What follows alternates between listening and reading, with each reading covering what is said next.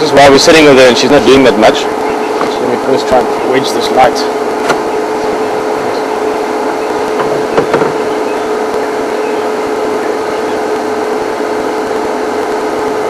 Hands free, there we go. Lynn from Canada is just asking how wide lions range, or what sort of areas they cover, I presume both in terms of sort of territorial areas or home ranges also where they would move through. It's something that can vary greatly depending on the lions, or the specific lion, as well as on the pride situation, and then obviously also habitat. So in Sabi Sands, I would say probably the average pride here move through about probably between 6 and 10,000 hectares. It's about 20 to 30,000 acres. That can vary as well depending on the size of the pride and what they eat and how much they eat and so on. But then in other parts of Africa, or other parts of few places in the world, we still get lions. It can vary a lot. I mean, where I just came from now, I saw 2 lions in Namibia, in the Wab Valley in Damaraland, which is pretty much desert and semi-desert, but mostly just real desert. There they have vast ranges. Their lions could walk, they could cover an area maybe 100 kilometers across quite easily. Whereas for lions here to move that far, if they moved 100 kilometers in a straight line, they would be crossing through at least 10 or 15 other pride areas and pride territories. How they know where those boundaries are is basically just through communication, vocalization. That's why they roar, communicate with each other, so they will know where their neighbors are and so on. And also through scent marking. Whenever lions are moving, especially the males or dominant males, but also females, they mark different ways of scent marking, leaving clear sort of scent marks, or call it like sort of post boxes almost, for other lions to know who's who and where's where.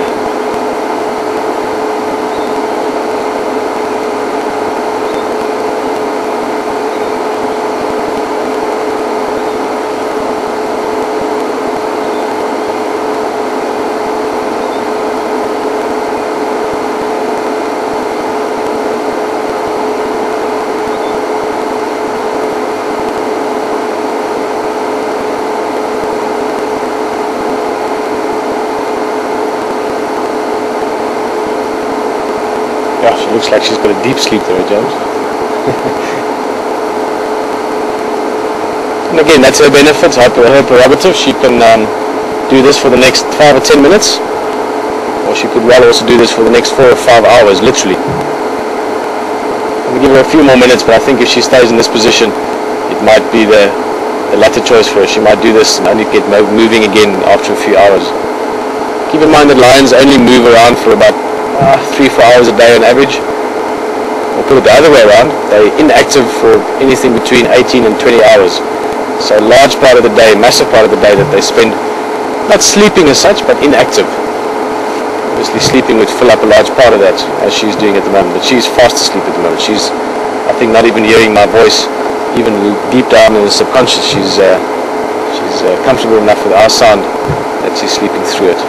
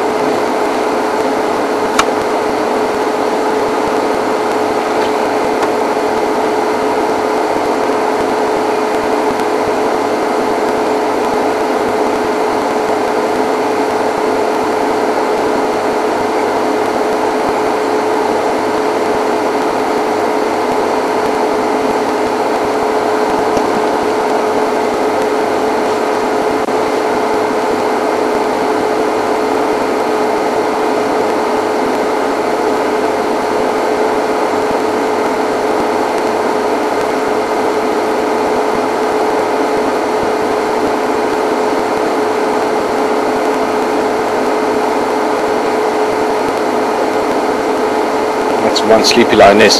Dan, any more questions maybe?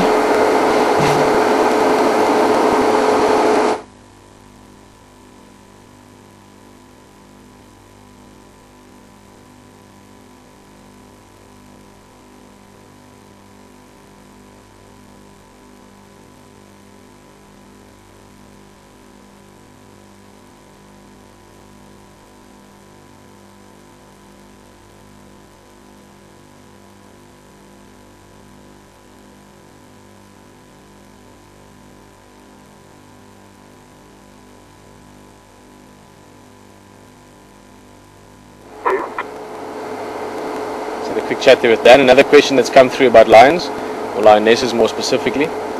Fran is asking, and it seems there's a few people that are thinking like this, why this lioness is on her own. Now, like I mentioned earlier, Fran, there was a question about if she would be able to raise the cubs on her own, if she has cubs.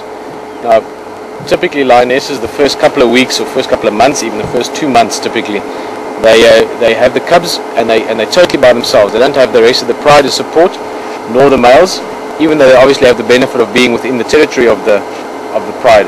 So they're safe, relatively speaking, from other lions. But they're perfectly capable of looking after themselves alone, even looking after themselves and the hungry little mouths of little cubs. So it's not a problem for them to be on their own. Main reason, again, there's obviously a lot of theories behind it, and research and studies and opinions and ideas, but main reason why lions group together, maybe in a similar way to the reason why humans grouped together a long time ago, is that it's safer. So they've got the benefit of being able to hunt bigger prey as a group and then guard that prey as well, so that food doesn't get stolen from them, and because of that they can be more successful and feed off larger animals. But this lioness by herself would have as good a chance of surviving if she just went off by herself. Just that there's a benefit in the pride formation as such. But if you go again to more remote, sort of drier, more difficult habitats, deserts and semi-desert areas, it's not uncommon to find solitary or single lionesses, even though they might be in an area where there are males that come through every now and again, but they don't necessarily link up with the pride. All those benefits I just mentioned with the pride, of course, works, but also keep in mind, if you catch impala and you one lioness, you've got a very good meal. It can last you for 2 days even. But if you catch an impala and there's 6 or 7 lionesses, it really is just a little snack. So the pros and cons do sort of weigh in both directions.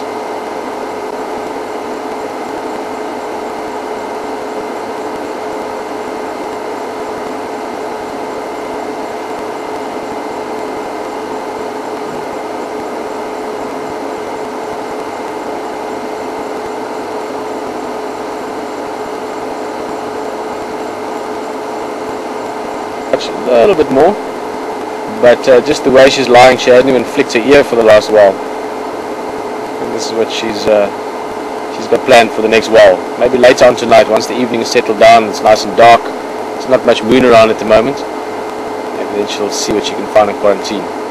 Also a good chance, certainly keep the eyes open around the water later on. Maybe she makes another appearance there later.